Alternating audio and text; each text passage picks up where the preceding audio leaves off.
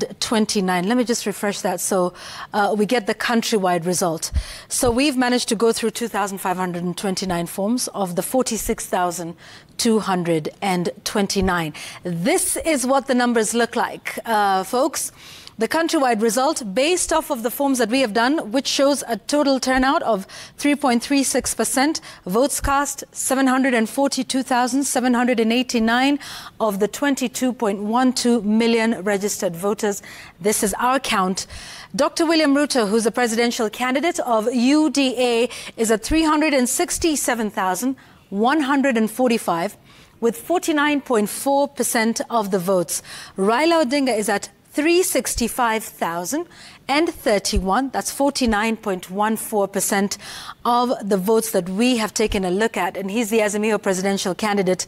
And Professor George Wajakoya of the Roots Party is at 3,440. That is 0.46% of the votes cast so far. Again, important for me to clarify, these forms we're downloading one by one and offloading the data from that, tallying that and putting those numbers together. We've managed 2,529, and we're getting those from those that have been submitted on the public portal, of which there are 38,074. So this is where we are with the numbers. I know you're looking for a couple of raw numbers that just sort of help you understand where we are. This is where we are with 2,000 forms, 34A. It's still early days yet to see which way this goes. But those are just some raw numbers, I guess, Jamila, that, many people want to know to sort of get an understanding and a feel of, where we are with the presidential vote. And, this is now actually the 10th of August, 16 minutes into the new day. That is the 10th of August, the day after the general election, where voting and tallying and counting and transmission continues at the various polling stations, where our reporters continue to be, giving us the numbers from there. And remember, there's reports of certain candidates who are also doing their own tally, who are then conceding defeat based on the numbers and where they see it going. Some of them saying, well, we don't think this will happen. But the chair of the electoral management body, Wafula Chebukati, did promise that we would get results in the daytime, and he would make that declaration. All results, all numbers remain provisional until the IEBC makes the formal and final declaration. Jamila. Ukweli kabisa Yvonne, uamuzi wa mwisho aliyeshinda, matangazo rasmi kutoka kwake mwenyekiti wa tume ya IEBC Bwana Wafula Chebukati.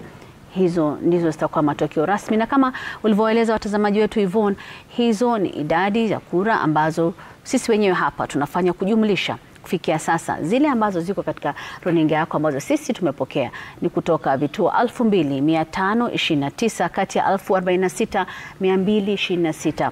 Licha ya yale fomu zile ambazo zimewasilishwa katika mtandao wa tume ya IEBC ambazo zinaonyesha kwamba ni 82% ya fomu zilizopokewa.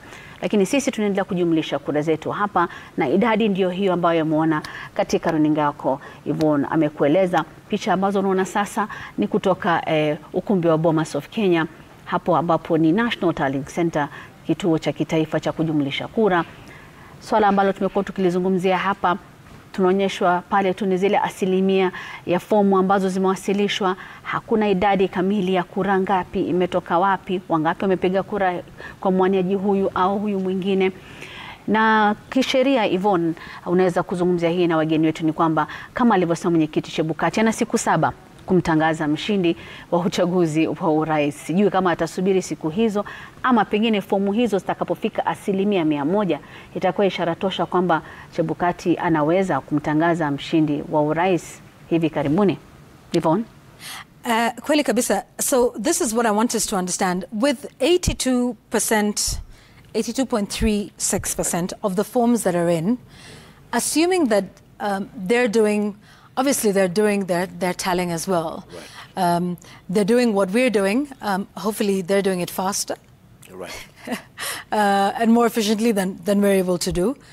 At this point, do you think if they've offloaded the data off of these 38,000 forms, Angela, that they're able to, that they know which way this is going? Yeah. This is enough for them to do so, or does it depend as well on where else the numbers are coming from? They will get a very good indication with 83% of the forms. Right. They will. So my thinking is that indeed IEBC has an indication of where the election is going to go. They could call the election depending on, as we've seen in many other places, what forms are remaining. If they're from a stronghold of someone who's already leading, then in most cases you say it's pretty much locked in. But, now, without sounding like a broken record, we wait. Yeah. we wait. We wait. Yeah, and patience has really been key, I think, for the results. Yes, they've taught us patience. They really have, absolutely. Your projections with this, they're good. Yeah, definitely, right? Because, mind you, the forms are coming from all over the country. Yeah. There is no part of the country where we're saying we're not receiving any forms in terms of, counties and so on. Yes, some are slightly lower percentages, 30% and so on, but others are basically done across the whole country. So definitely IBC has a very, very good idea of the outcome. And even then, they don't have the votes from everywhere, because in certain areas that has been postponed. So they would also factor that in? So for instance, Pokot South. But that was only for MP. Yeah, that was only for MP. And the others were only for governor, not towards the presidential vote. Correct. Yeah. So the presidential votes they have for the whole country. Because, at least across the country, the presidential vote, was done across all of I think the only place where they may have an issue, and they did report that during one of their briefings, was a place in Wajir. Yes. Where there was that insurgency or something. That's right. But it will only be delayed. Yeah.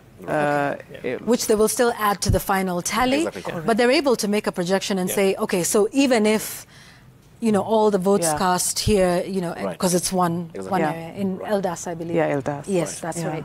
So this is how we treat numbers, right? This is the part of the election that is just, the voting part, the campaigning part is really easy. It's the emotional part is easy to deal with. Now the statistics is something else. But I think so. There's two people or two parties that know how this is going to go.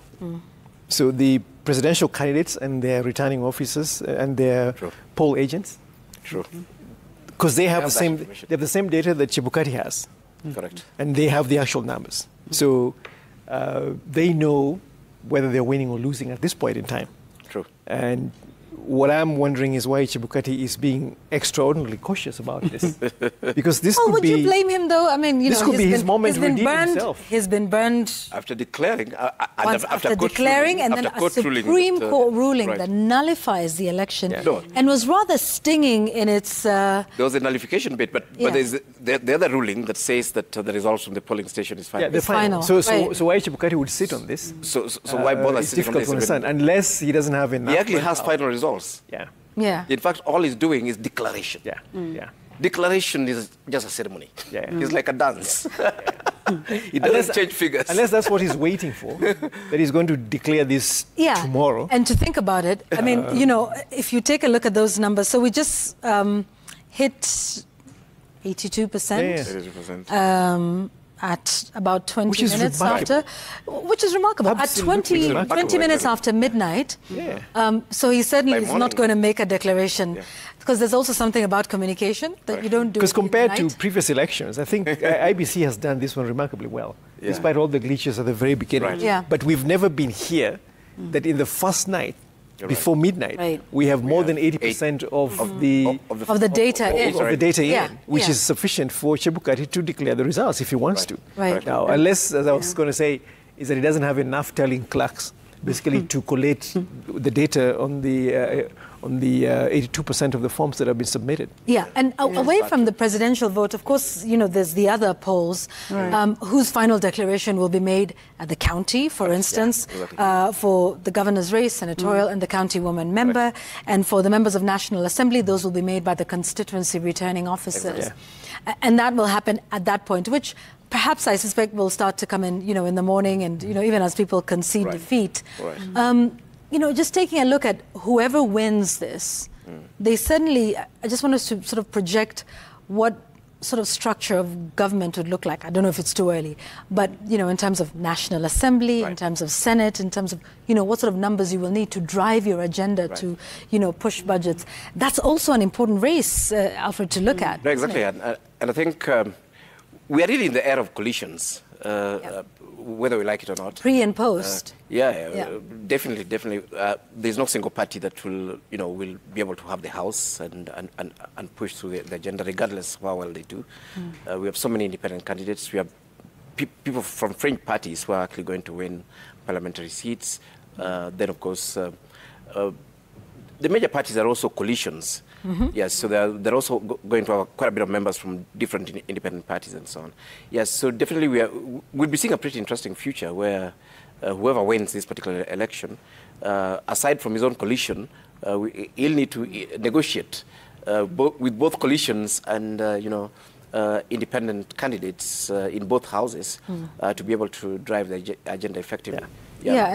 While that is important, what happens at the presidential level, Angela, there's also, you know, what happens at the other levels, you know, that we're getting elections. And, you know, we've seen in certain places that turnover or attrition rate is pretty high. You know, members of National Assembly, and those are also important races to look at.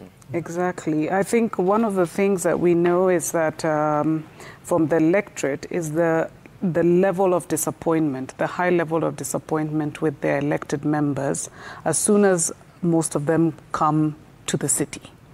And one of the things that, you know, I remember speaking with some of your colleagues, and we're talking about vote buying and vote compromising situations. And if you are on the ground and you talk to the voters, what they tell you is, listen, we will milk this politician dry. We have no sympathy, because as soon as he's elected, whoever it is or she is, will not come back. We will not be able to access them, etc., etc. So people know why they take and milk the politicians dry. And indeed, the other thing is that many of these politicians, even when you look at some of the promises they make, the MP will make promises on development, on a development agenda, but this is a legislator. And now we know that there will be no CDF, at least until they perhaps create a new law that creates, revives CDF. And for that reason, I think, you know, we will see a lot of these members of parliament being, removed. And the question, I think, where the rubber will meet the road is when and if there is no more CDF, what it is that some of these MPs, most of the MPs will do to endear themselves to the electorate. They will not have the money to go to fundraisings, to funerals, and indeed to compete with the county government in the development agenda of their, you know, different constituencies. Alex? So it will be basically about legislation, which is really what they're supposed to do. And keeping the government accountable. But I think this is also, you know, the next parliament is going to be consequential, regardless of which party wins, because everybody has this raft of agendas and promises and charters and all of this. A lot of these things will need some legislative teeth. And they need to go to Parliament to pass laws, and they need budgets passed and all of these things. So it's going to be extremely difficult if none of these, if the winning if the winning candidate does not have the numbers in Parliament. So this will be the horse trading, the coalition building, and basically trying to compromise. I think one of the things that we fail to understand with the new constitutional dispensation, with this 50+, we assume that straight away this is a defining and resounding majority. It is not. In extremely close elections, whatever numbers separates the two candidates is not sufficient to give them an overwhelming mandate that could help them drive the legislative agenda. Of course, it puts you into the State House, but it does not give you carte blanche, the opportunity to execute your manifesto, your agenda, and all of that. You still need to do business. So if that was the spirit of the constitutional drafting, then it works. But that's not how it's understood. Because whoever is going to mount that platform the first time is going to say they have an overwhelming mandate. I'm going to say to them, no, you don't. You still need to bring the rest of the country behind you. You've got to do deals in Parliament. You've got to go back to your pre-election coalition agreements and speak very clearly to your coalition members and say, this is different. Yeah. I need to talk to the other side to be able to stitch the country together. Yeah. Because honestly, in as much as the country has not kind of been bifurcated along fractured ethnic lines, but there's a lot of hurt souls that are going to emerge tomorrow.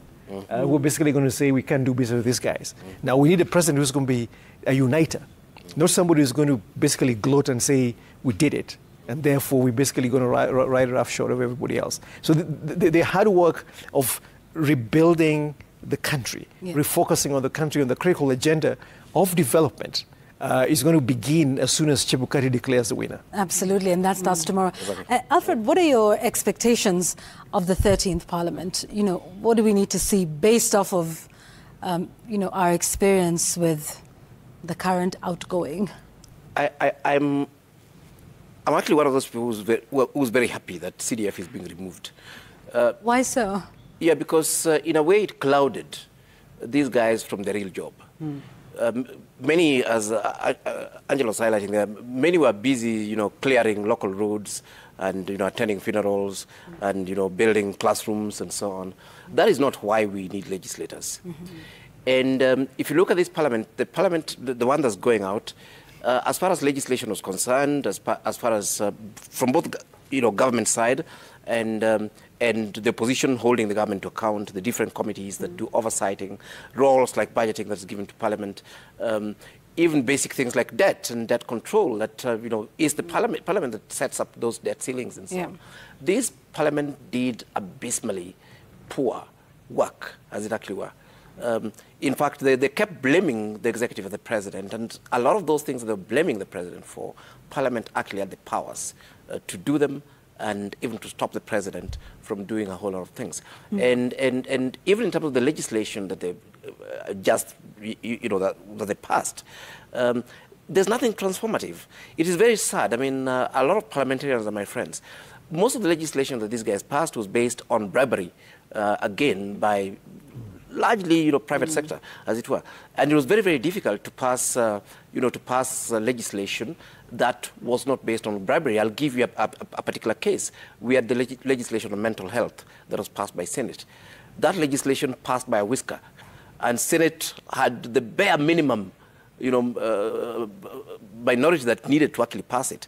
And it was not, it was being pushed by Senator Sylvia Kasanga. And you know, it was basically the intervention of the gods that actually made it pass. And these yet are the sort of legislation that you know, the citizens need to be able to, you know, to be transformed. And I think, you know, if we are able to eventually separate the executive from legislature and say, fine, I mean, MCAs have no business doing local roads. You are legislating at that county level. Members of National Assembly and Senate have no business, you know, doing all those things, and they focus both on the oversight role and the legislative role and so on. Then, in fact, we'll be getting our democracy working the way it was actually intended. But you see now what we've done is that we've conflated the role of these institutions for a very simple reason, and Angela spoke to that quite eloquently, that we need money to bribe the voters. And the only way to get that money is by starting to do things, and of course that's linked directly with corruption, and all those are the bad words that have been used by, you know, the fellows that whose votes we are counting now. Oh, those are the bad words. Okay. But words, I think what we're all looking for beyond words is numbers, and those are the numbers you're seeing on your screens. So let's take a look at those numbers that are there. This is what we're looking at. I think from our tally, it's close to 900,000 votes, I think, in total that we've been able to put together here at Royal Media Services. Jamila? Yes, Yvonne, tungependa sasa tuelekee katika kaunti nambari 19 ni kule Nyeri katika mkoa wa Kati. Kama ulivyosema, hizo kura zinaendelea kuingia pale, tunaendelea kujumlisha hapa, tukisubiri kuona tutafika wapi kufikia mwendo wa asubuhi. Na mwana Martin Munene ambaye amezunguka Nyeri mchana kutwa, naona kwamba baridi imekulemea kiasi. Martin, shughuli ya kujumlisha kura inaendeleaje hivi sasa?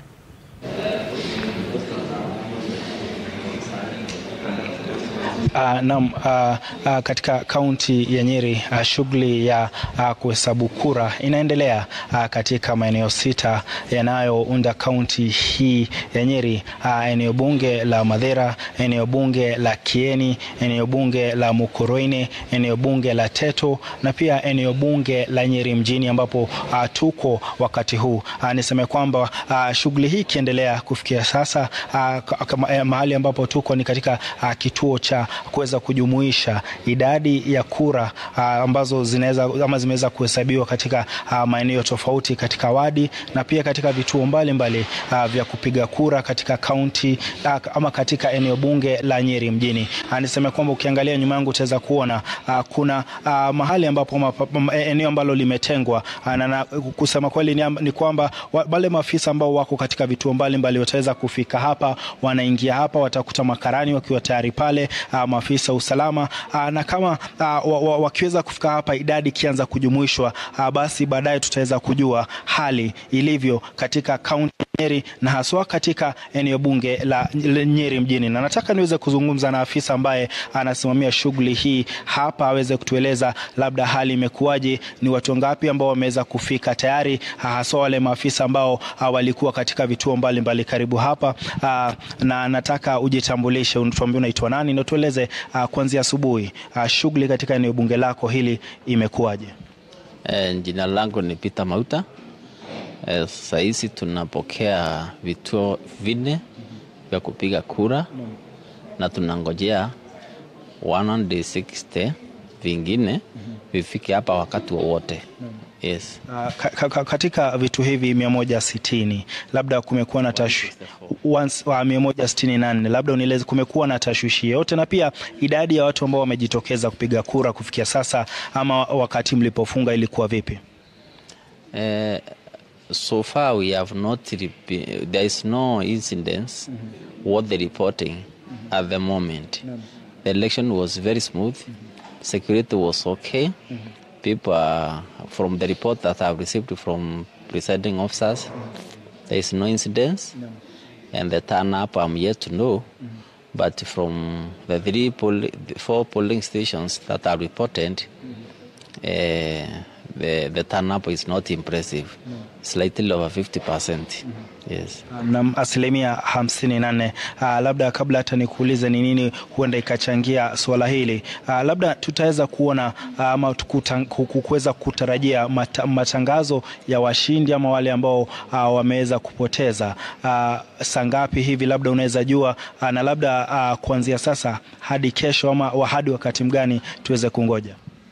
I think by tomorrow lunch hour, I'll be able to declare the winners of MCAs and the member of National Assembly. The presidential election and the county elections, that is women rep, Senate and governor, tutazipeleka on 11th. Yes. Sawa.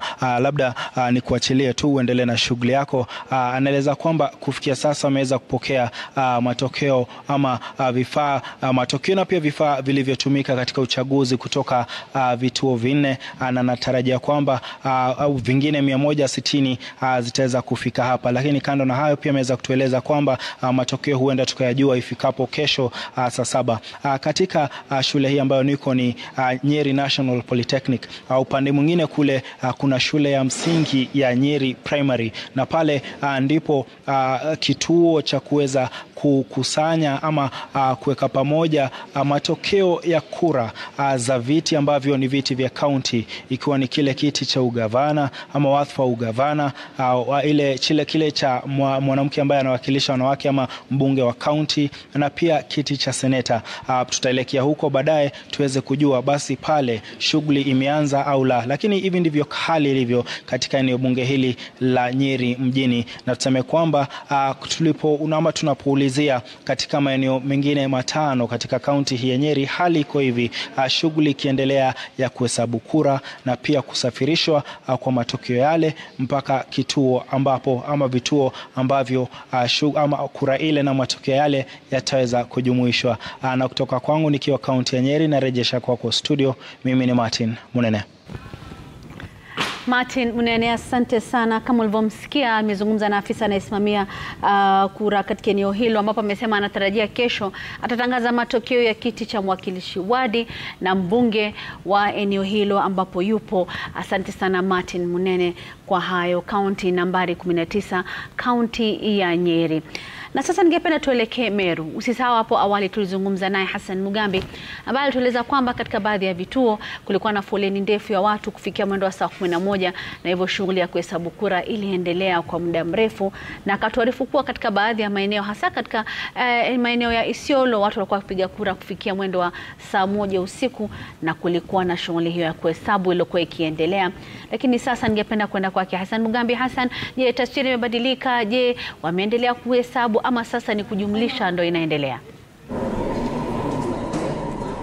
Naam, shukran sana Jamila. Kama ulivyosema, ni kweli kwamba kuna baadhi tu ya maeneo ambayo yaliweza kuchelewa sana kuwasilisha rekodi zao za kuanza shughuli nzima ya kura hii leo, na hiyo iliweza kusababishwa tu na kule hitilafu ambazo ziliweza kupatikana kutokana na vifaa vile vya kielektroniki vya Kim's Kit, haswa katika kaunti ya Isiolo, na zikakuwa ni zenye kuchelewesha shughuli nzima la uchaguzi. Lakini hilo liliweza kuendelea hapo baadaye na kura zikapigwa hadi wakati ambapo kura ziliweza kutamatika. Manake kama iwapo ulikuwa katika kituo ambacho kilichelewa kwa saa 4, basi kufungwa kwake pia baada ya saa 11 kilicheleweshwa kwa saa 4. Hiyo ni kumaanisha kwamba hata baada ya giza kuna baadhi ya vituo ambavyo bado vilikuwa vinaendelea kupiga kura, ambavyo vilikuwa wazi kwa wapiga kura kuweza kufika na kutekeleza haki zao za kidemokrasia. Kwa hiyo hilo ndilo kikubwa ambacho kiliweza kuchelewesha tu shughuli ya upigaji kura haswa katika kaunti hiyo ya Isiolo, maeneo fulani tu katika kaunti ya Isiolo, sio kaunti nzima. Kwa hiyo ujumlishaji wa kura unaendelea, na wanataraji kwamba katika maeneo ya bunge ama maeneo ya kuhesabia kura yatakuwa ni yenye kushughulikiwa vilivyo, ili wale wagombezi waliojitosa ulingoni na kutaka Wakenya wachague watajua hatima yao ni ipi baada ya hesabu hiyo kuweza kufanyika. Katika kaunti hii ya Meru, mambo yalikuwa shwari hapo asubuhi, na wengi walijitokeza kutekeleza haki yao ya kidemokrasia. Kumbuka kwamba ni kaunti iliyopo na takriban wapiga kura 770,000 hivi kulingana na ile sajili ya IEBC, lakini sio wote walijitokeza kutekeleza haki hii ya kidemokrasia kama ilivyo kote nchini. Pia hapa haikuwa na hali ya juu sana ya watu kujitokeza kutekeleza haki hiyo ya kidemokrasia, lakini kiasi cha haja kiliweza kuonekana hata baada ya saa 11, haswa katika maeneo kama vile Makutano mjini, na vile vile kabisa shule ya msingi ya Kinoru ambayo bado ilikuwa hata baada ya kufungwa ama baada ya kutangazwa kufungwa, waliweza kusema kwamba kuna takriban watu kama 100 hivi ambao bado walikuwa katika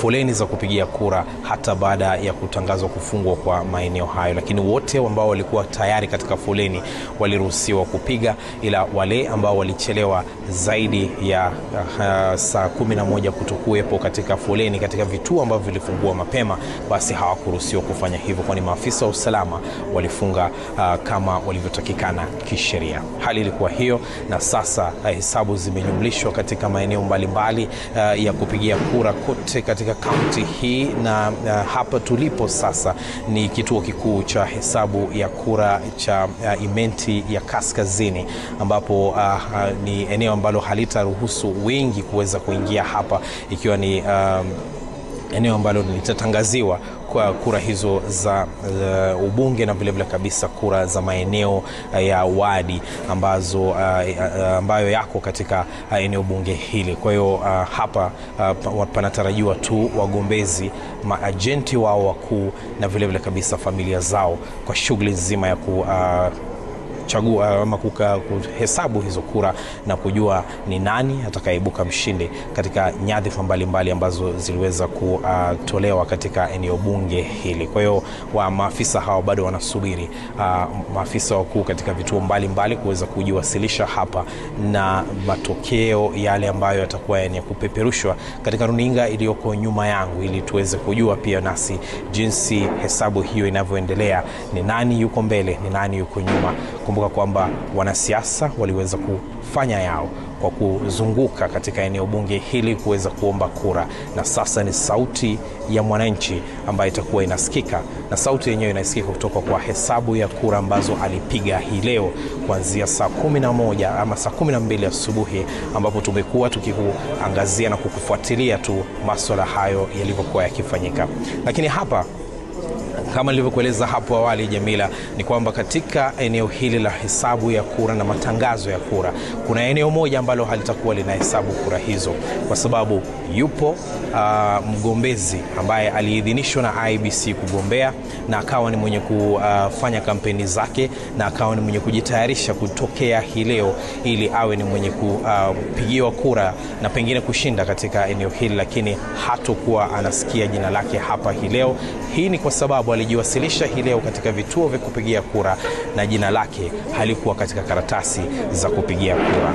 Ni vipi ambavyo jina lake lilikuwa haliko katika karatasi za kupigia kura? Ni swala zima la kusubiria na kuona ni vipi ambavyo IEBC yenyewe itashughulikia swala hilo, kwani ni swala ambalo aliweza kulalamikia afisa mkuu wa kura katika eneo hili, na aliweza kusema kwamba peleka lalama zile hadi katika makao makuu ya IEBC, na wanasubiri kwamba kutoka Nairobi swala litakuja ama majibu yatakuja iwapo kura zitakuwa zenye kurudiwa katika eneo hili ama kura zile ambazo zilipigwa hii leo zitaendelea na kuhesabiwa.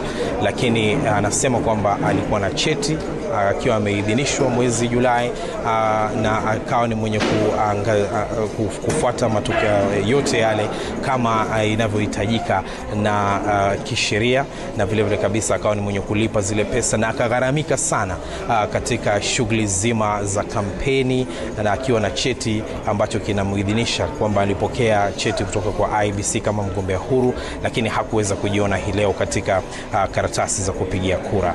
Yote hayo nasubiriwa, na ni mwakilishi wa wadi katika wadi ambayo tuko sasa hivi inayojulikana kama Nyaki West ama Nyaki ya Mashariki, anayojulikana kama Hilary Mugambi. Kwa hivyo tunasubiri tu kuona yake yatakuwa ni yapi, hatima yake itakuwa ni ipi, lakini hatakuwa ni mwenye kushiriki katika matangazo ya kura ambayo yatafanyika hapa hii leo.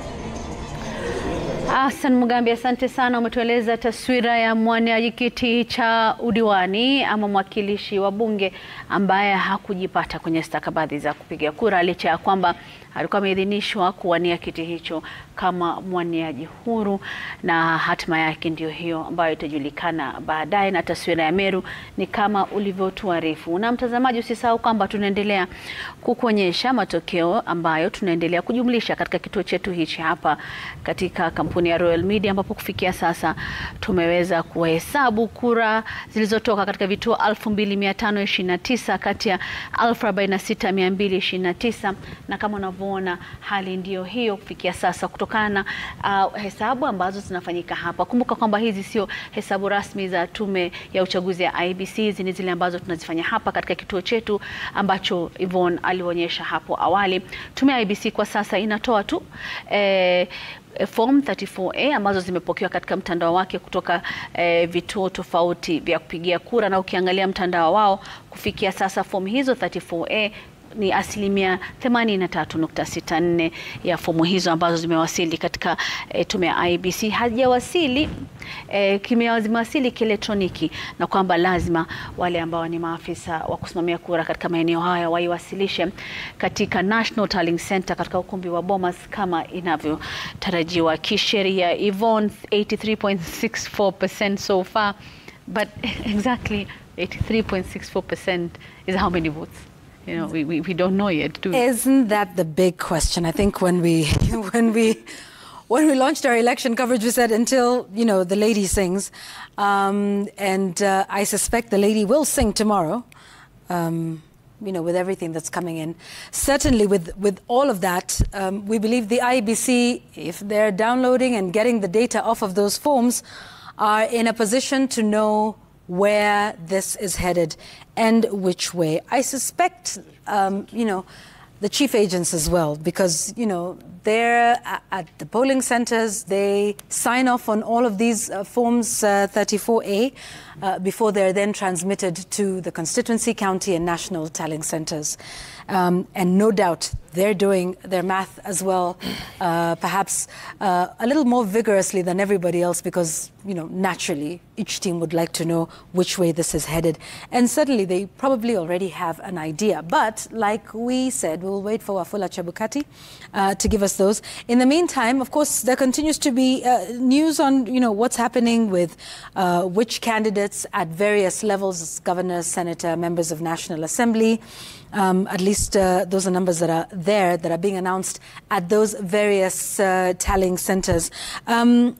I just want to get my last round of comments from a panelist who, by the way, have been so gracious, have been with us, from 1 a.m. Thank you for being with us. Karibu. But, you have to leave with one last word. So, let me start with you, Prof. Where this goes, what you hope to see, even when you want to see the results, like I think everybody else is sort of hoping. Yeah. No, I think it's quite impressive for IBC, like we've been saying. I mean, to have received 84% of the presidential forms, that is actually excellent. And of course, as we're saying, IBC, of course, has now all the information it needs to, to have a good feel, if not to declare the election. The agents know. In fact, IBC knows, because they've got 100% of the information, even for the forms that they've not received, because those have already been declared at the polling stations. The agents, as Alex was saying, for all the presidential candidates, know exactly what's happening. I think this happened very fast. I think the only issue is that it didn't happen in the sequence and in the manner that we expect in terms of the culture of elections. Yeah, we would have expected that, IBC is not just telling us that they've received a form, but actually telling us the actual votes that are in there. Yeah. Yeah, so we hope that this comes out quite clearly, soon, so that, Kenyans are notorious for rumors. The members of parliament who have already won and lost and won election again and lost, depending on which WhatsApp group you're looking at. And the governors who have done the same. The presidential candidates, again, who've won and lost and won and lost. Yeah, so especially in this era of social media, IBC has to manage the communication of this very, very well to protect Kenyans from themselves, in terms of rumors, innuendos, and, building unnecessary anxiety in the population. So we hope that this will be communicated better. Not just tomorrow. Kenyans are not asleep. They're reading these figures. They are. So we hope that as the night wears on, this will be better communicated. But thank you so much, Yvonne, for having us and for the media stations. Of course, we are in the street, so we understand exactly what's going on and the process that, the media stations are having in terms of extracting that information from IBC is like doing a surgery. It's a very slow and painful process. Right. Yeah, but the numbers that you see there are true numbers that have been downloaded. From the IBC. Absolutely. Thank you. Angela? I think echoing what Prof has said, the efficiency from IEBC is obviously commendable on one side. On the other side, on the flip side, I think they could have done better. And I think we need to be honest about it. But I think for me, in closing, is the hope that we understand that this must not be a zero-sum game, that indeed there will eventually be a winner. It is a contest, it is not war. And when the winner is announced, we should accept that winner, whoever that winner is. But we are going to, and we are currently in a situation of turmoil in terms of our economy. And so whoever takes the mantle, in my opinion, should actually work very hard to build bridges. But my fear is that, I think my fear is good and bad. The fear is bad in the sense that we will have a very strong opposition, whoever that opposition will be. But if the opposition then decides that they want to cripple the winning team, then we could end up in December with a crippled economy. Because they can decide that we want to show you that you made a wrong choice. And so even though they should have the building of bridges and the horse trading, it depends on who is going to lead that opposition. If the opposition, as we have seen in developed democracies, decides to take a hard stance, then we will be buying unga, Yvonne, at 300 shillings. So my hope then is that come tomorrow, whoever is announced as winner starts reaching out to whoever is going to be our opposition leader, who's also going to be very powerful, by the way. Right. And they start thinking about us first, as opposed to taking stances that will leave the country crippled. So, electioneering and campaigns are done in poetry, but governance must happen in the very, very plain words, unvarnished, less colorful, that is prose. So the colorful language, the vitriol, the divisive rhetoric, the abuses must end tonight. The person who will be sworn in, the person who will win this election, must bring the country back together. We have listened to very insanitary rhetoric from both sides, name-calling and all of that.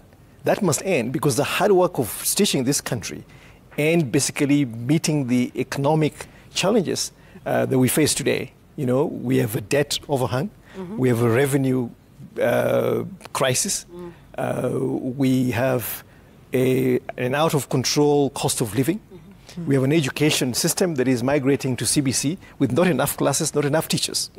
So the person who is going to occupy this hallowed house must know that they have to roll up their sleeves and work, and that part of that work is bringing the country together. Part of that work is crafting a progressive legislative agenda that moves the country forward. So this is not going to be holding hands and singing Kumbaya. There will be no honeymoon for the next president, because Kenyans are basically expecting them to get to work. We don't want a situation where the inflationary situation persists, the joblessness persists, and citizens start getting uneasy. So whether it is William Ruto or Raila Odinga, we will congratulate whoever wins, but we'll remind them that the country needs leadership. Absolutely. Lady, gentlemen, thank you. Professor Alfred Omenya, Angela Ambitho. And, you know, you forgot to tell us that you have full professorship now, so my apologies for referring to you otherwise. Congratulations, Professor Alex Awiti. Thank you. We are bowing. Yes, we are. We most certainly are. Thank you, and welcome again. So hopefully we will have a bit more clarity tomorrow. Correct. And then we can start to see, where things go. Exactly. And more importantly, even with the other races, because that's also going to be key to see what happens in terms of the legislative agenda, in terms of the leadership at the county level. And I think all of us are waiting to see what happens with CDF when we get into the 13th Parliament. What do they do with it? Do they create new legislation? I think that'll be interesting to see. And I know I'm getting ahead of myself here, but there's also, the SRC and a number of things that they did with the allowances of members of National Assembly. Let's see if they will go in predictable fashion with respect to that. And of course, a number of other issues. Ladies and gentlemen, thank you for that. It's now about 1 in the morning on the 10th of August, 2022. I want to send it to Jamila now to tell us where the numbers are today. Yvonne, thank you. Thank you to Professor Witi. We need to tell our viewers that Prof is our provost, vice provost at Aga Khan University, both Yvonne and I. Well, there's some news there as well, Jamila, but I will update you on that. Oh, really? Mwalimu wetu? There's a lot of news. Okay, there's a lot of news that Professor Alex hasn't shared. But yes, we'll get into it. I can't wait. Thank you, Yvonne. Thank you to your panel. Watazamaji tunasema asante sana kwa kuwa nasi. Kama alivyosema Yvonne, ni mwendo wa saa 7 zimesalia dakika 2 tarehe 10 mwezi wa 8 mwaka 2022. Na mtazamaji, kama tulivyokuwa tunakuarifu kukuarifu ni kwamba tunaendelea kupokea hizi form 34A haswa katika mitandao ya tume ya IEBC. Asilimia 84 zimepokewa kufikia sasa, na sisi hapa tunajumlisha kura katika kituo chetu, na kama unavyoona taswira ya mambo utaona katika runinga yako. Usisahau kwamba hizi sizo matokeo ambazo ni rasmi. Matokeo rasmi yanatangazwa na tume ya IEBC, haswa mwenyekiti wa Fula Chebukati kutoka kituo cha kitaifa cha kujumlisha kura katika ukumbi wa Bomas. Kama unavyoona ni vituo 2529 kwa sasa kati ya 46229 ambazo tumeweza kujumlisha kura zake, na matokeo ni kama unavyoona katika runinga. Sisi tunaondoka, tunawapisha wenzetu. Victoria Rubadiri ashawasili tayari hapa kuendelea na taarifa hii. Asante sana mtazamaji, endelea kutazama taarifa zetu hizi za Kenya's Choice 2022. Yvonne? All right, yeah, thanks. Good night or good morning. We will be back here, I think, later on in the morning for some more coverage. So Victoria Rubadiri is up next. I believe Sam Gituku will be joining her, and Wahiga Mora, who's from Bomas of Kenya, and he'll be right here. So they will be with you in just a short while. Like we said, we won't stop until the last vote is in, until the final declaration is made. Good night and good morning. Bye-bye.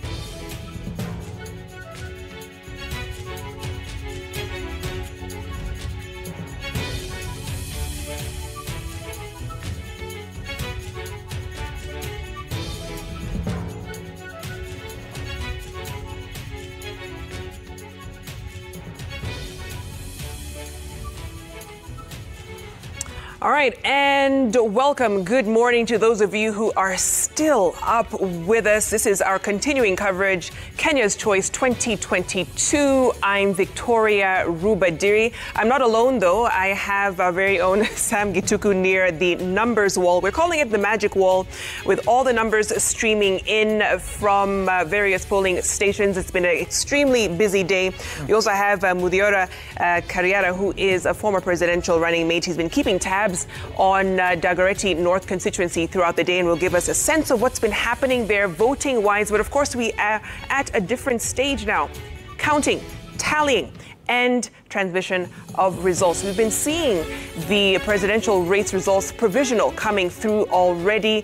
IEBC's website showing that 84.76% of the Forms 34A already registering into the system. So, of course, we'll be keeping tabs on that throughout the evening. Our reporters across the country burning the midnight oil, of course, keeping tabs on the other races. Kenyans voted for other seats: MCA, MP, Senator, Governor, and of course, woman representative, including the presidential. What you see on your screens right now are the provisional results coming in from the IEBC. But before we start our conversation, Sam, you're the numbers guy.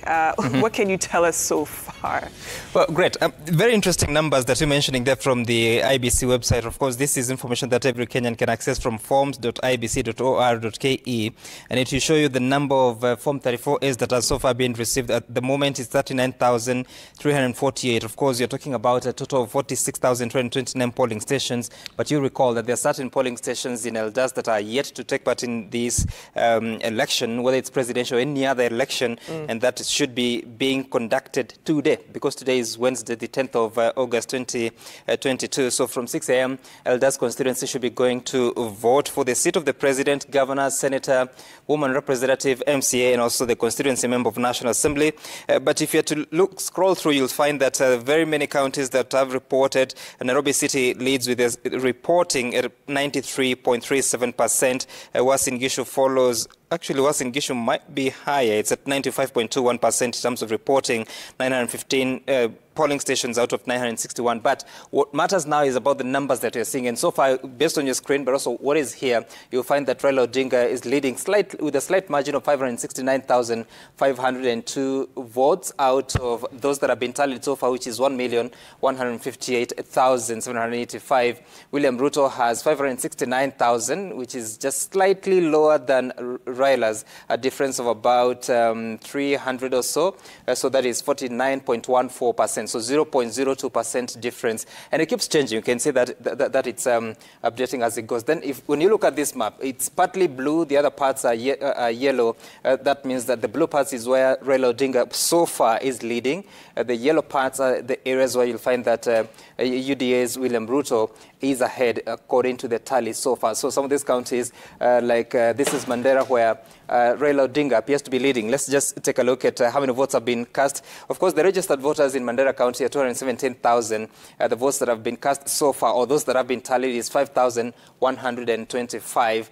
And the polling stations that have submitted their forms, based on our count as Citizen TV or Royal Media Services, are 29 out of 553 polling stations. Let's cross over to the nearby county, which is Wajir. Wajir, this is where Eldas constituency is based. Raila Odinga has 4,009, which is 56.06% of the votes that have been tallied, and William Ruto has 42.42%. So the polling stations that have so far reported are 77 out of 609. If you're to look at a county like Nairobi, which is pretty interesting, we have 2.4 million registered voters, but the polling stations are so many, 3,643, and those that have submitted is 191, and that gives Raila Odinga 55.69%.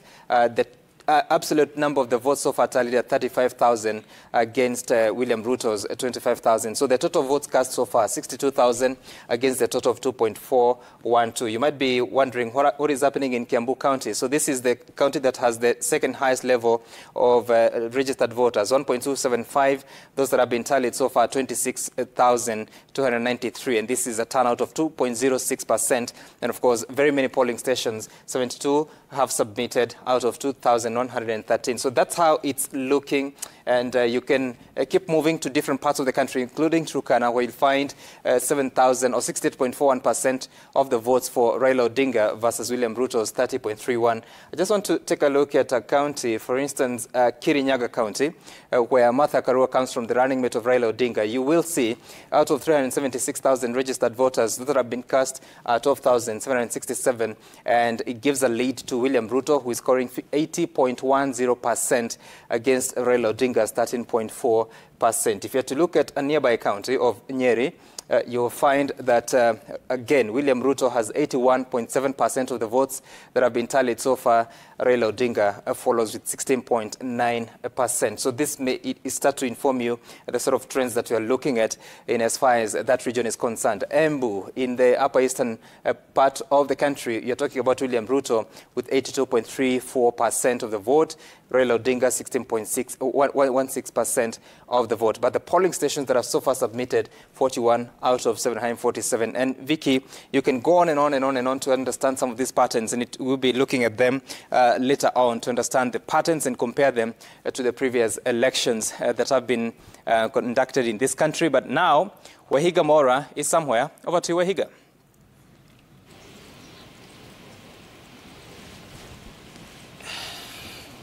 Over to Wahiga Maura, who is in the tallying center. So the numbers that are being crunched in that room are then being projected on the magic wall. And of course, Sam Gituku is so succinctly taking us through that. He has a way with that wall.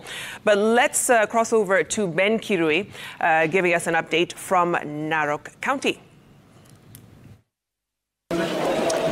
Naam, tunazidi kukita kambi katika kaunti ya Narok, kaunti nambari 033, ambapo sasa shughuli nzima ya kuanza kujumuisha kura imeanza. Ni shughuli ambayo inaendelea katika vituo vya kupigia kura 179, wodi 6, lakini hadi sasa matokeo ya wodi moja yashafika, na ni ya kutoka magereza ya Narok, nayo ni ama ni matokeo ya urais kutoka Narok prisons, ambazo zinaonyesha kwamba kinara ama mgombea urais wa tiketi ya chama cha Azimio One Kenya Alliance Raila Odinga ana kura 21, huku kiongozi ama mgombea urais kupitia tiketi ya UDA William Ruto yuko na kura 11. Pia vile vile matokeo kutoka Olor Buingaikop Primary School zikionyesha pia kwamba Raila Odinga ana kura 13, huku William Ruto akiwa na kura 4. George Wajakoya ambaye ni mgombea urais kupitia tiketi ya chama cha Roots Party yuko na 0, na vile vile David Mwaure yuko na 0. Bado tunazo takriban vituo vya kupigia kura 177 hadi sasa, na tungeweza tu kusikia moja kwa moja kutoka kwa msimamizi wa eneo bunge la Narok Kaskazini aliweze kutueleza ni yapi yanaendelea na ni vipi ama ni wakati gani tutaweza kupokea matokeo hayo kwa mfululizo. Naam, Bwana Julius, naomba utueleze tu shughuli nzima ya upigaji kura imekuwaje siku ya leo, na tunatarajia kwamba tutapokea matokeo haya wakati gani kwa mfululizo? Okay. Now so far so good. All the stations have closed, and I've received for the prison. That was the first one to come. It had 76 voters. And then currently I've received from 2 wards, one from Oloropel ward, and so far I've received another one from Lukumai, that is in Olokurto. So, as you know, Narok North is very vast. It has 6 county assembly wards with 190 polling stations. And recently, yesterday, one of the centers had to send the tractor that was on standby, and it managed to take the material at the right time. So it's raining on the side of Mau, but so far so good. We didn't have a lot of incidents in the day, and all the polling processes went on smoothly, except the 2 issues with the KMs that were minor. I was able to address them in time. So the election went all very smoothly. I didn't encounter any much problem because we were ready for it as earlier trend. So if there's any issue, we can still raise and then we tackle it. Vituo vya kupigia kura viliweza kufungwa saa 11 hadi sasa ni saa 6 na zile tu matokeo ambazo tumeweza kupokea ni kutoka kwa vile vituo vya kupigia kura ambavyo vina idadi ya chini ya wapiga kura. Je, tutaweza kupokea matokeo haya kwa mfululizo labda kuanzia saa ngapi? Okay, in the next 1 hour or 30 minutes, I'm sure all the results will be here because I'm able to access them from the back end. You can see the chief agents and most of the candidates are here. They are eagerly waiting for those results. So from the back end, I'm able to access. I can see for the presidential, it's almost 70% have transmitted their image to the national returning officer. Yeah, so I'm sure in the next 1 hour, it will now flow continuously, without any hitches. Labda swali la mwisho kabla sija kuruhusu urejee kwenye kiti chako uendelee na shughuli nzima. Awali tuliweza kusikia labda visa vya uongaji wa wapiga kura, kwa mfano kituo cha kupigia kura cha Masikonde.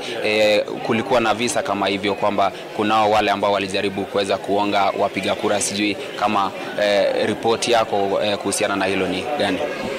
Okay, mostly during the day, I left the tallying center at around 6:30 to assess whether everything is okay in the field. I managed to traverse the whole of Narok Town ward because that is where the several streams, especially Masikonde, has 12 streams. Yeah, I went there. It was rumors because I went there with the security team, the surveillance team. And what I realized, the people who had voted, because it was an holiday, they had nowhere to go. So they were just handling around. So when the officers went there, they were all chased and there was no much incident that was reported. Yeah, those were just rumors. Yeah, I realized it was just a rumor because I visited almost 90% of the polling stations within Narok Town, and went as far as Kisiriri in Loropil and those sides of Siabei in Melili. Yes. Na kila laheri, najua imekuwa siku ndefu na pia uko na usiku mrefu, na kutakia kila laheri, tazidi kuwa pamoja. Naam, ni hayo umeweza kusikia kutoka kwa msimamizi wa IEBC ambaye anasimamia eneo bunge hili la Narok Kaskazini, na ameweza tu kusema kwamba ni shughuli ambayo imeanza kwa kasi ya chini, lakini kwa risali moja ambayo inakuja tuweza kupata matokeo hayo kwa mfululizo. Ni shughuli ambayo inaendelea katika kila eneo bunge la kaunti hii ya Narok. Kumbuka kwamba tunazo maeneo bunge 6: Kilgoris, Emurua Dikir, Narok North, Narok West, Narok East na vile vile Narok South, na ni shughuli ambayo inaendelea. Kila eneo bunge lina kituo cha kujumuisha kura kutoka wadi zote za eneo bunge husika, na pia vile vile baada ya hapa wataweza basi shughuli nzima itapelekwa katika kituo cha kujumuisha kura za county. Narejesha kwako studio, tazidi kupiga kambi, tutaweza kuwajuza yatakayojiri na kadri yatakavyojiri. Kwako studio. Fantastic. Ben Kirui there, coming to us from Narok County, giving us a sense of the vote counting there, tallying, of course, for the seats of MP and MCA. They will be tallying and declaring the announcement, or rather declaring the results from the constituency tallying center. So as those come through, maybe through the night, we'll be getting that to you. But for now, let's cross over to our tallying center, another place where we're crunching the numbers. Wahiga Mwaura standing by with his guest. Wahiga?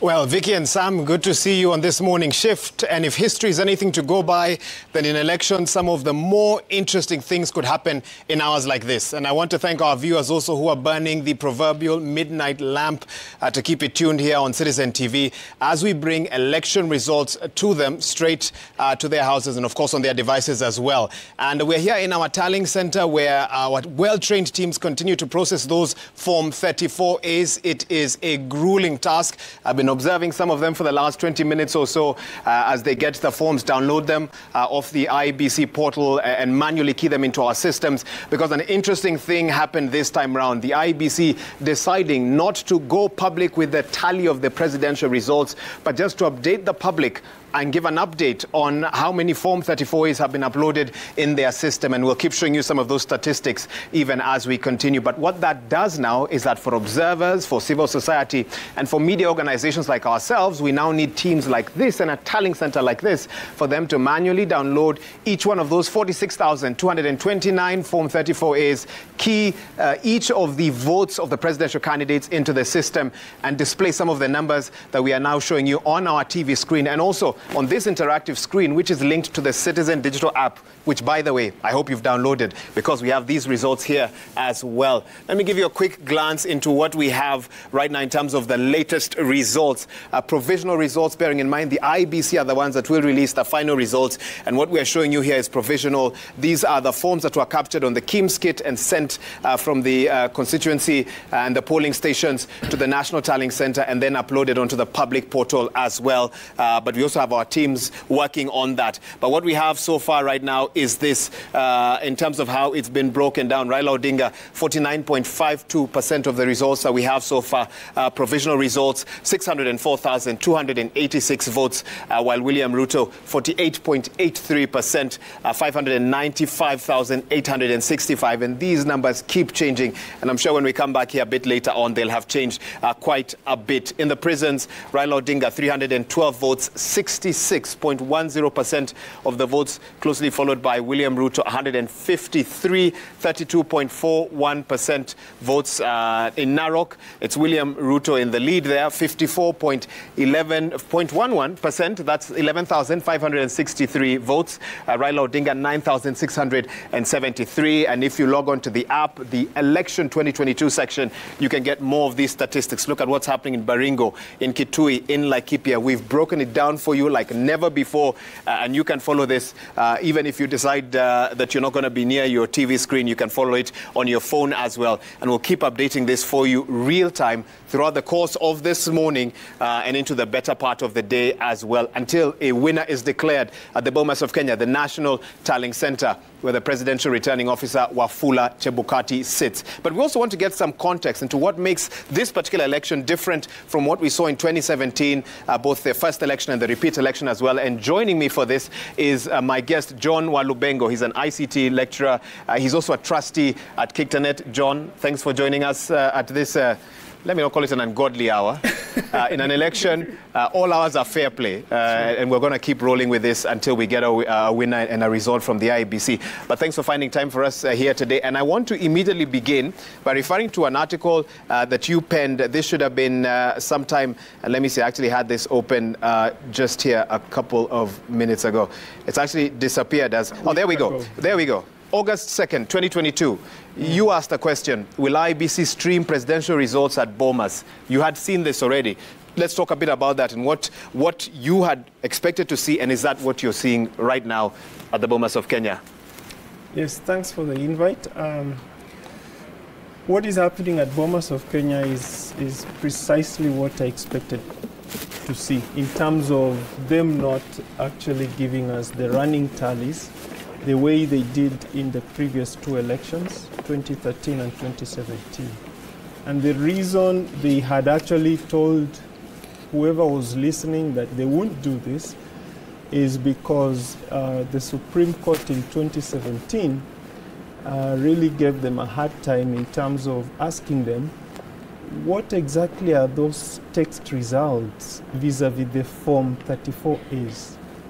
Because the law doesn't have provision for the text results. It only recognizes the Form 34A images, and more specifically the fact that the results on those images at the polling station is the final result. If that is the case, then the question becomes, what is the results in Bomas? Because Bomas is not a constituency. And that's a question that was asked in the Supreme Court, and IBC lawyers, I know, were under pressure to respond to that. They struggled with that, and so I believe to avoid a repeat of the same, they decided to just say, okay, we're not going to deal with text results. We'll upload the images and perhaps bring partners like the media to do the breakdown and the tellings, pretty much like what you're doing here now. Okay. And let me first talk to a frustration that some of the guests in a previous panel before we came on air were talking about. And they were wondering, why is the IBC chairperson, Wafula Chebukati, being so guarded with information, bearing in mind if the decision at the constituency level is final, surely by now, and if I can just go to the portal, and I don't know if I need to, let me actually refresh it as we speak. But right now what we're seeing is in terms of reported Forms 34A, 84% of them have already been uploaded onto the IBC portal. That's a whopping 38,836. Yeah. And one gets the sense that the IBC could have a pretty good idea of the state of the race at the moment. Mm-hmm. and those guests, and we had Angela Mbitho from Infotrack, Professor Omenya, and Alex Awiti, were of the opinion that surely he has something to speak to, but the last press briefing he did not.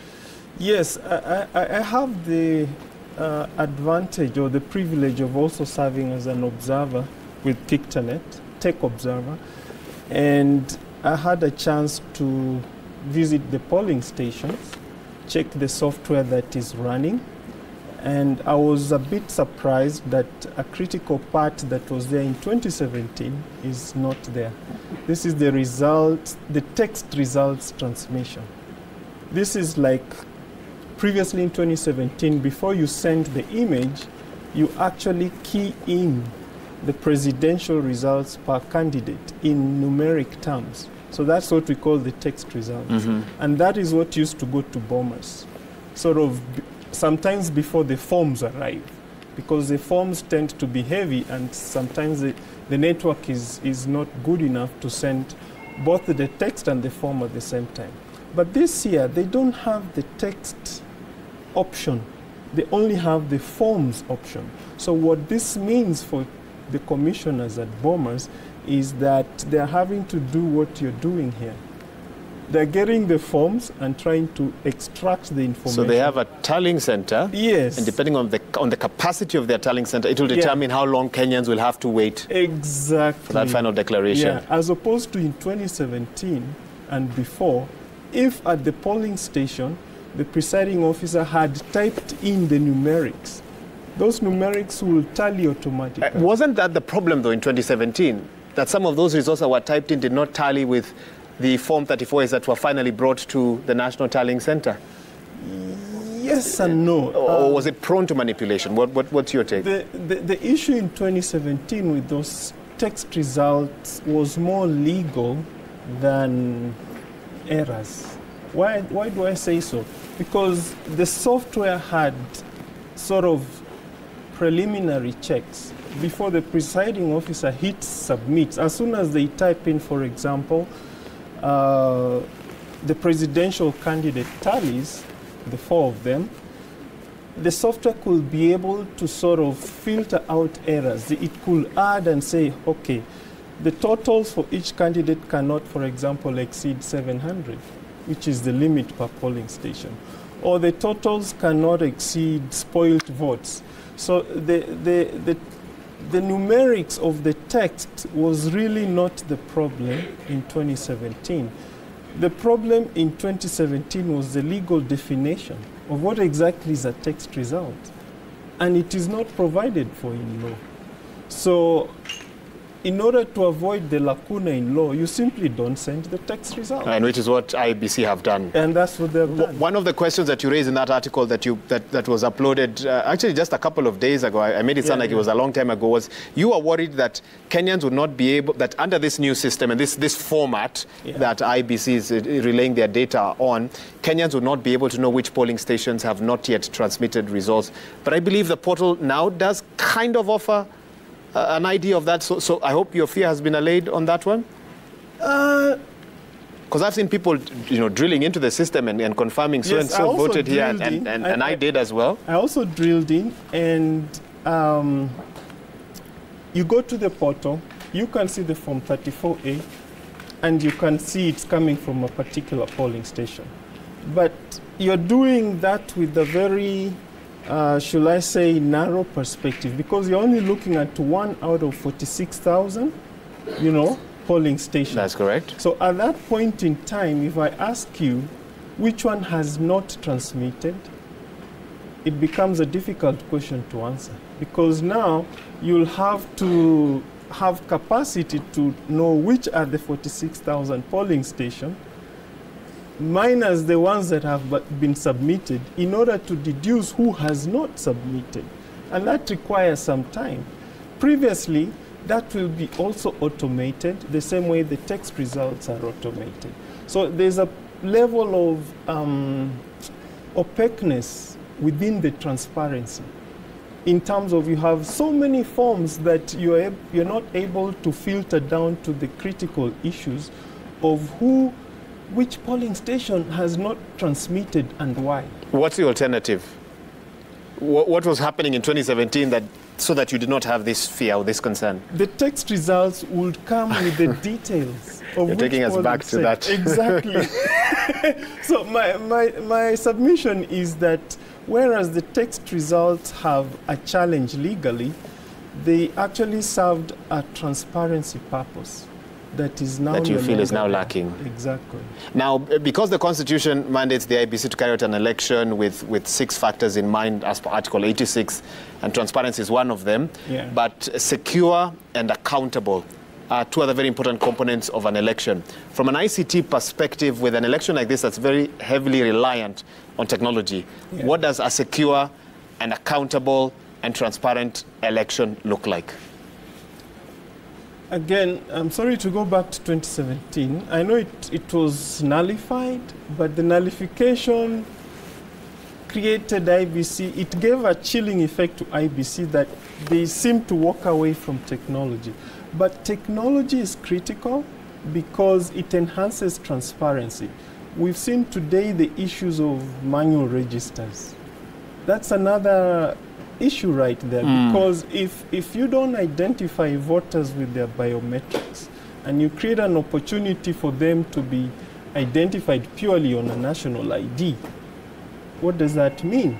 It means that when polls close, somebody can see out of 700 people, 500 showed up, so there's a balance of 200 who didn't show up. And if there's an opportunity to identify them manually, because I don't need fingers, why not? So technology comes in to sort of close those gaps. And that example is on identification. The other example is on results transmission.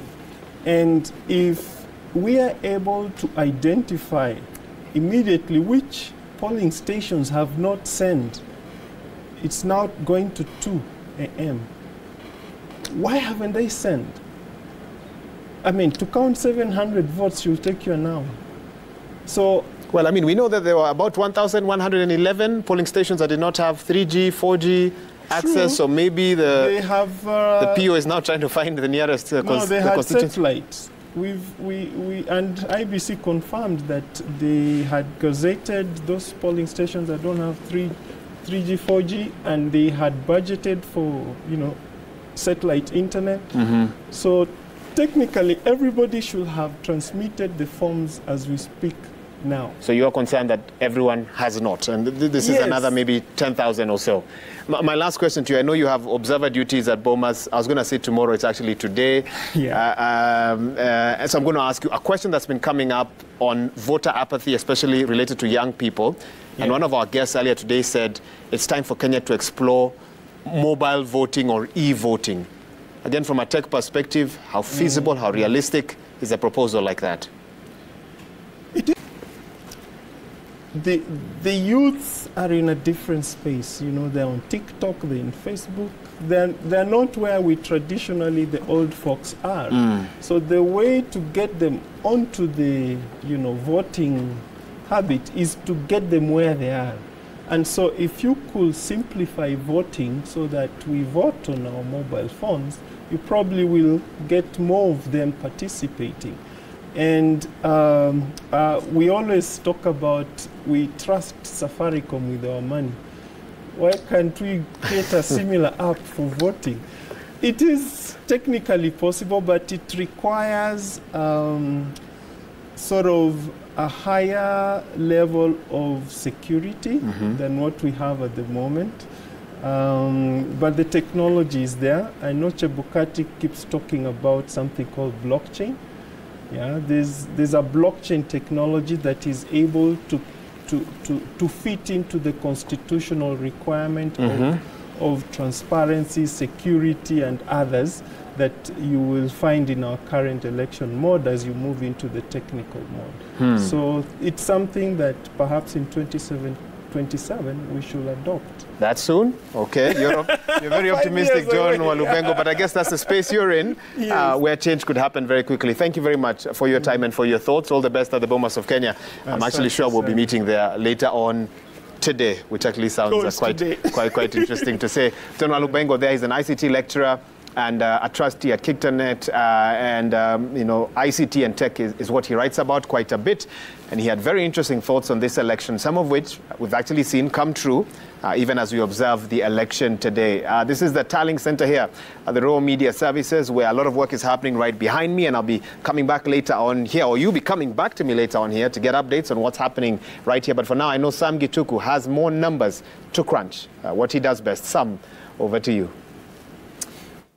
All right, thank you so much, Wahiga Moore. And of course, like you said, we'll get back to the Tallying Center to see what's going on. I was just looking at the screen, and you see that so far there are about 1.3 million votes so far tallied. And of course, the tally is showing that Raila Odinga has 49.86% of those votes, while William Ruto has 48.62%. Of course, George Wajakoya follows with 0.49%. And Wahiga Maure has 0.19%. Of course, if you had to look at 1.3 million votes so far counted, then remember that by 4 p.m., is it yesterday or today? I think it was yesterday, Vicky. Yesterday, yes. It's yesterday.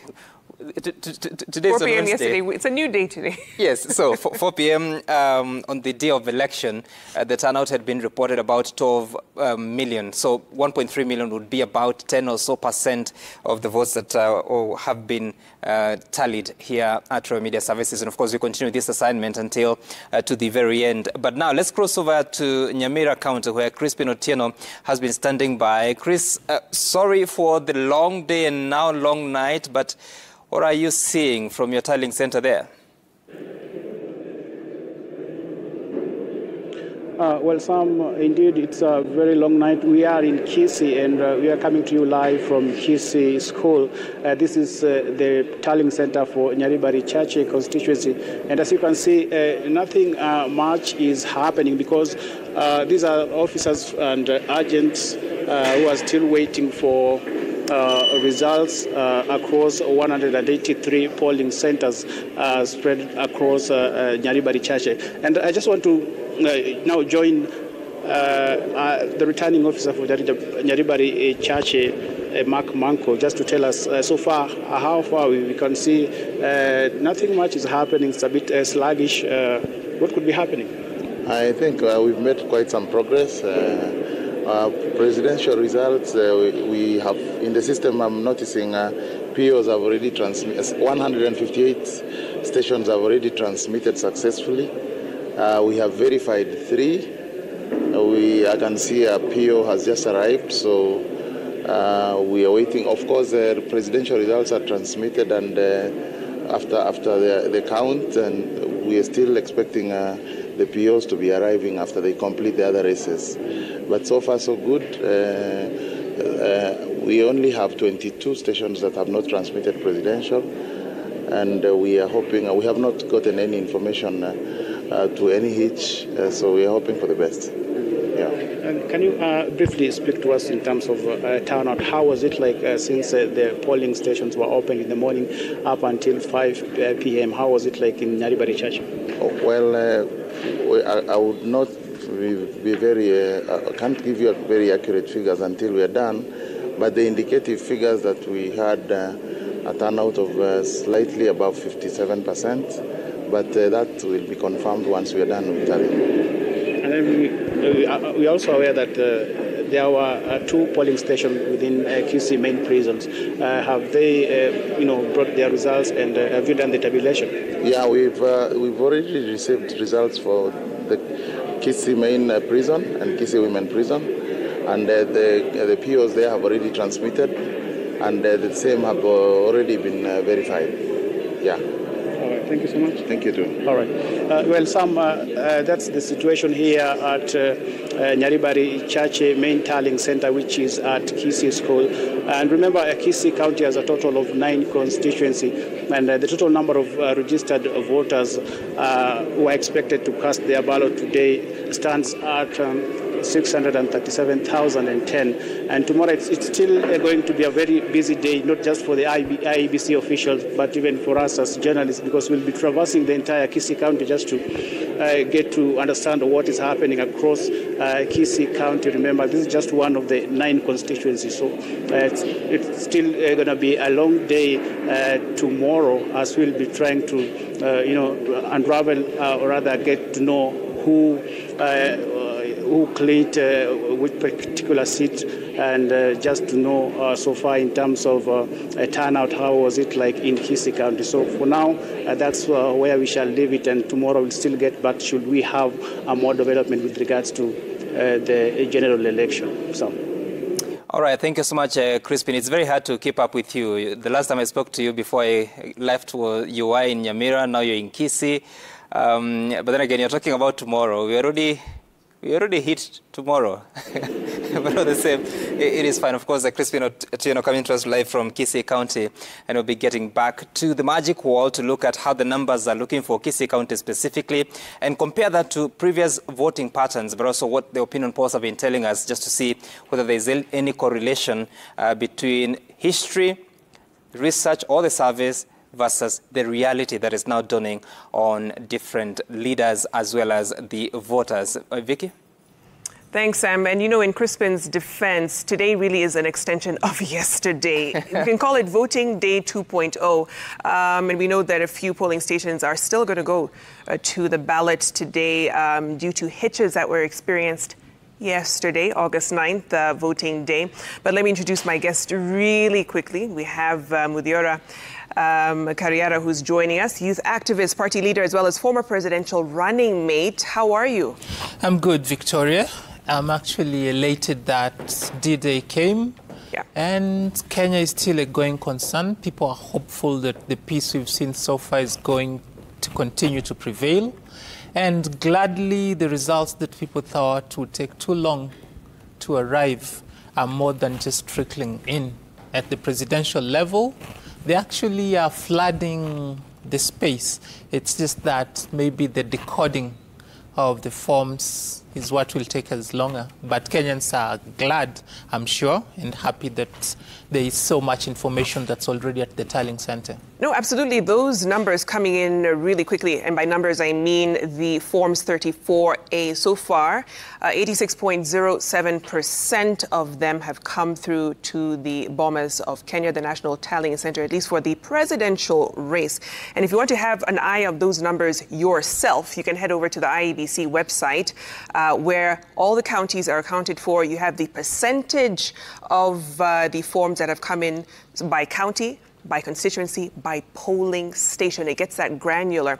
And you can also download that form for yourself and do the tabulation if you want to keep yourself busy through these night hours. But, you know, let's come to the issue of voter turnout. A bit shocking when you think about by 4 p.m., the IEBC reported slightly over 12 million registered voters had turned up. This was out of the 22.1 million registered voters in this election cycle. That's 10 million registered voters by 4 p.m. who didn't turn up.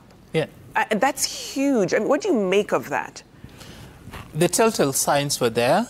You remember IEBC conducted the enhanced mass voter registration exercise twice, and each time they missed the target. There's a point when they were talking about registering 8 million voters, but then that number was missed by a lot. Right. So that was the first sign. And then look at the huge number of aspirants who gave themselves for this election. That was another sign yet that we need a change. But then looking at how they were processed and how many of them were locked out of the eventual race, Of course, there was going to be backlash in the sense that people would not be so enthusiastic. So you look at the promises that have been made to the people by leaders when they came to get their votes, right, and you realize that it has been lies after lies. And in 2013, when very rosy manifestos were launched, there is a generation that was watching. People who were promised laptops or their brothers and sisters, and they did not see those laptops as had been promised. And then they've grown up, they've obtained IDs, they've become voters, and they're seeing the same people who made those promises. So I would say there's a sense of loss of belief that elections can actually have an impact in the lives of ordinary Kenyans. I mean, so broken promises is creating or breeding this disillusioned electorate. And, you know, I'm just pulling up on that magic wall, what 2013 looked like in terms of the voter turnout, and that was 85.69%. You know, Sam, when you look at 2013 compared to now, the turnout way better than what we're dealing with, over 12 million votes cast at that time. You know, when you look at that comparison, Sam, just take us through those numbers really quickly, and I want to get to Mudiora's reaction. Okay, all right. Remember that in 2013, the voter register had about 14.3 million registered voters. It was a very competitive election and the very first one since the passage of the new constitution. So the votes that were cast were 12.3 million. The turnout was 85%. So 12.3 million would appear to be almost the same figure as the turnout that was reported by IEBC yesterday as of 4 p.m. Of course, there are several areas that had not concluded voting. There are several counties and several polling stations that still had very long queues for them to take part in that election. So that may go up slightly, but it may not hit the voter turnout of 77.6% that was in 2017. So if you compare those 2 years, 2013, voter turnout of 85.69%, it went down by almost, that should be about 9 percentage points, or maybe 8 percentage points to settle at 77.64%. But then again, in that election, if you had to look at some regions, for instance, Nairobi, the voter turnout was at 72.6%. The registered voters are 2.25. Of course, right now, the voter register has got more names at 2.41. If you had to look at Kiambu that time, the registered voters are 1.18 million in Kiambu. The turnout was 83.7%. So the question is, what percentage of voter turnout will it be this time round in Kiambu? Of course, 1.275 million are the registered voters. If you had to compare that with the turnout so far, it's 2.29%. Of course, very few polling stations that have so far been tallied. Actually, 4,626 out of the total of the country, which is about, is it 1% or is it 10%? Yeah, it looks like 10% of the polling stations have so far been tallied, and specifically with Kiambu, we'll be looking at that as it is. Vicky. You know, I wonder, Mudiora, when you look at those numbers just in comparison, the last two election cycles, 2013, roughly 85%, 2017, 77%. I mean, there's been this gradual decline in terms of voter turnout.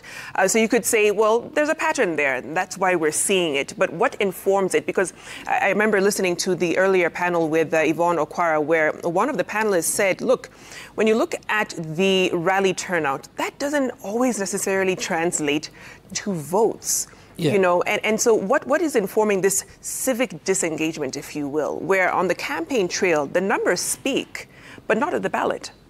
Well, we could actually take it a bit behind to 2002, when after the 2002 general election, Kenya was voted as the most optimistic country in the world. Back then, you remember, on our wish list, we had items such as constitutional amendments. We had the hope that our government would shift from the central government into a form of governance that is closer to the people.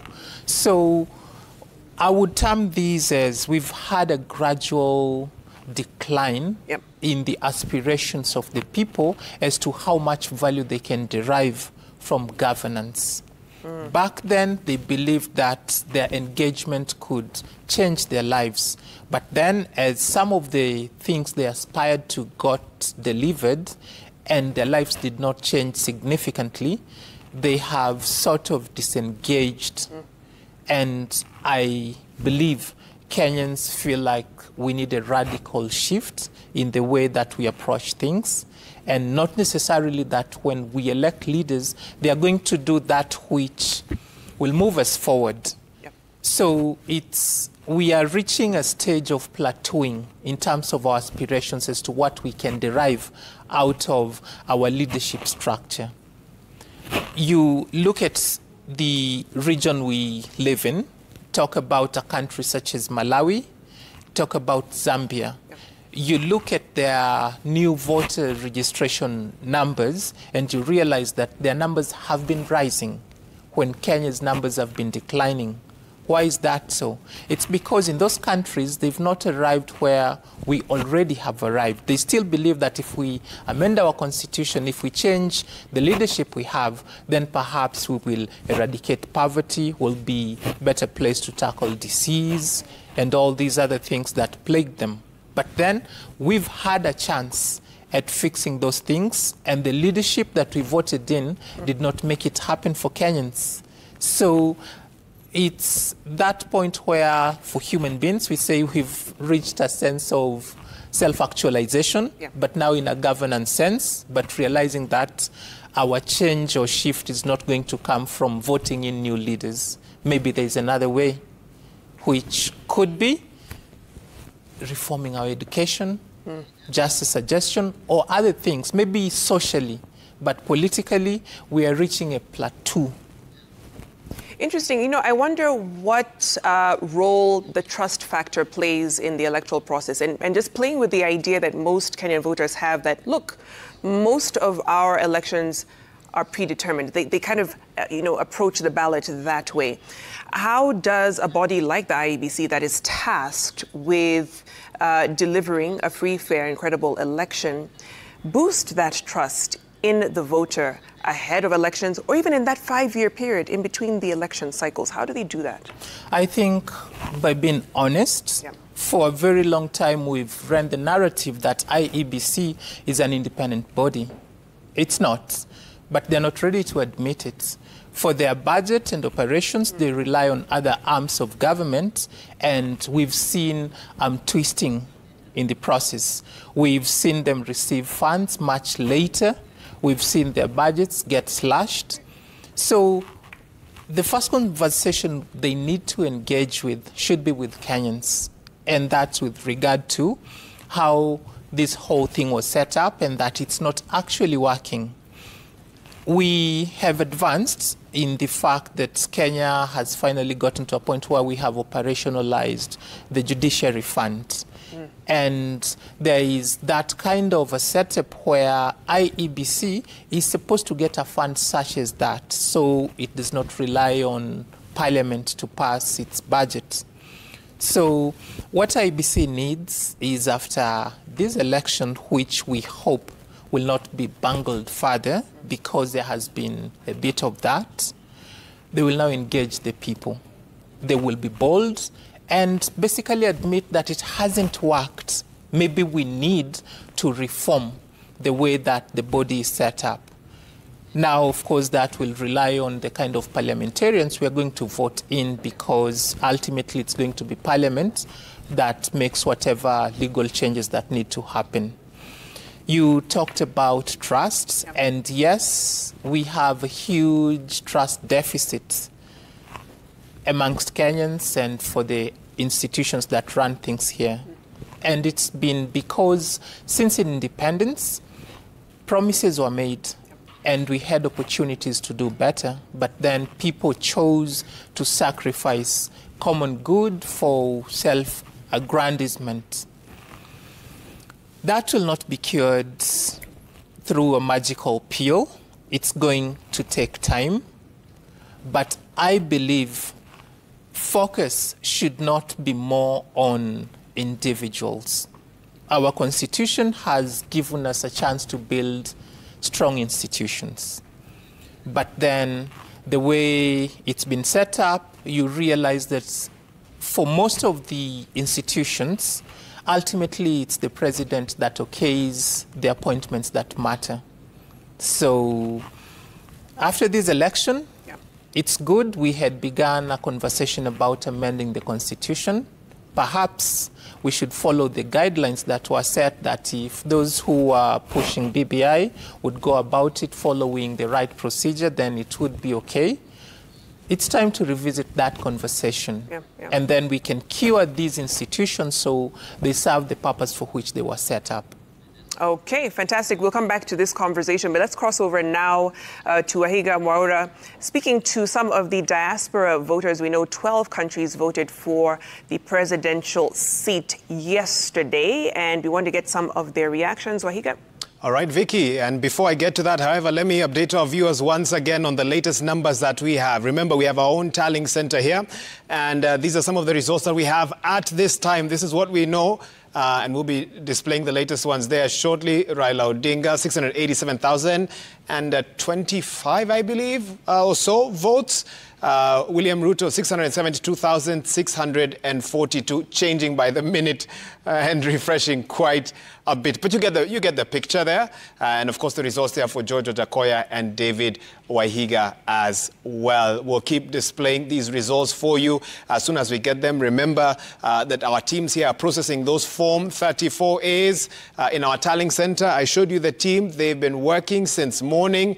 It's now a couple of minutes after 2 in the morning, since yesterday morning, if I may just add. And it's going to be another long morning into the day for them as they endeavor to keep you updated on those latest results, because this time round, the IBC tossed the challenge over to media houses. You collate and tally those results. We will collect those Form 34As on our portal, verify them, and that's when the IBC will give that final result that you have been waiting for. But we'll be giving you a picture through the release of our provisional results throughout this morning, into the day, into the evening as well, as that team continues to work tirelessly on that particular role. But let's see what's happening now in the States and in the United Kingdom.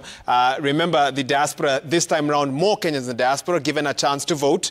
Bearing in mind, I believe in 2017, you could vote in about 8 countries. This time, it's 12. And so we're going to be speaking with Professor David Monda. He's in the United States, in New York, I believe, is where he is at the moment. And I know he had a chance to vote today, so we'll be speaking with him. We'll also be speaking to a team in the United Kingdom. Lucas Kamau, the chair of the Kenya Community Council, a lawyer, Esther Tiras, and Tyrus Njenga, who's a businessman as well, and Janet Wainaina, who's also in the United Kingdom. But Prof. Monda, let me start with you. First of all, what time is it where you are and how are you?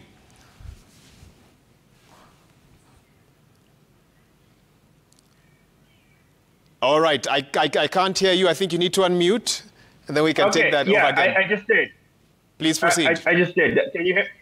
Okay, great. Can you hear me? Loud and clear.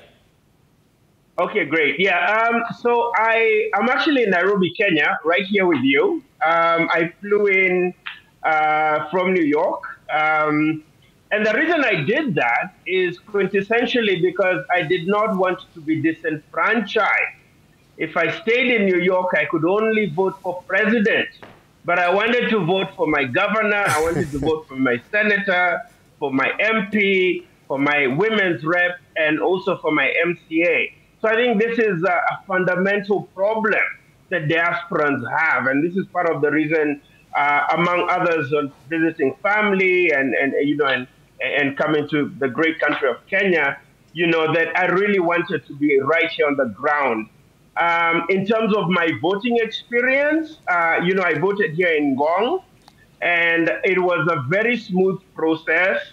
I went to the IEBC portal, punched in my name. It dropped out verified that I was on the register, and it showed what voting stream I was in. So when I went to the voting center, it was, very easy to go to the exact polling booth.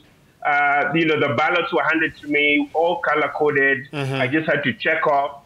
So it took me about 2 minutes to get the whole process done. But I think for the diasporans, it's an ongoing challenge in terms of not everybody has the opportunity to come back home.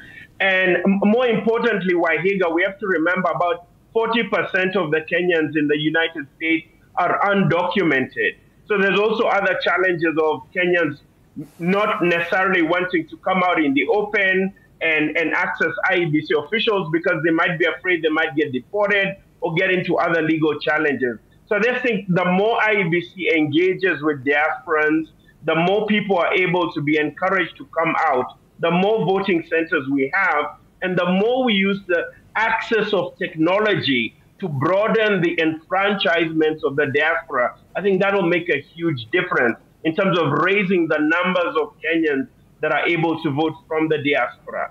Prof, first of all, I must applaud your commitment to come to Kenya to vote. And I don't know whether in 2017 you voted in the States or you voted here as well. But what are you hearing from Kenyans back in the States? I know they had limited options in terms of where they could go to vote. Obviously, they could only vote for the presidential, in the presidential race. And what are they telling you? Yes. So the voter turnout for the registration was not that great. So obviously, we have about, in the United States, close to 200,000 Kenyans.